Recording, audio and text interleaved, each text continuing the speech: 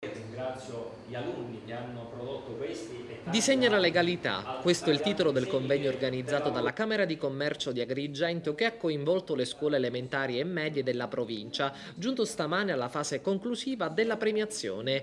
I ragazzi partecipanti al concorso hanno raffigurato circostanze in cui emergeva il fattore legalità, un modo per sensibilizzare anche i più piccoli su questo tema di estrema ed attuale importanza. Siamo riusciti, grazie alla sensibilità del magnifico rettore delle istituzioni agrigentine, a partire proprio con questa sensibilità dei banchi della scuola elementare. È importantissimo che a premiare i bambini alla scuola elementare sia il magnifico rettore, la massima espressione della cultura in Sicilia.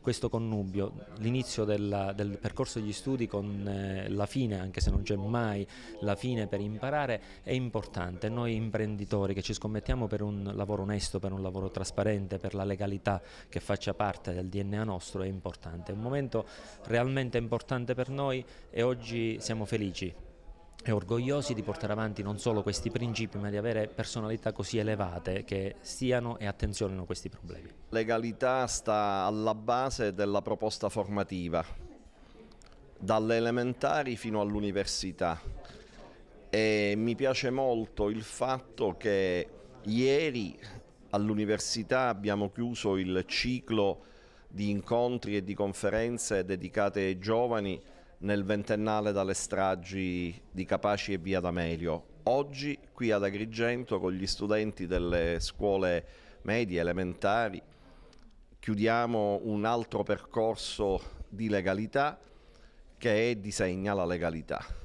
Un anello non solo ideale ma concreto che serve a liberare la Sicilia, ancor più di quanto non sia stato fatto in questi ultimi anni, dalla oppressione non solo della mafia, ma dal condizionamento perverso dei comportamenti mafiosi.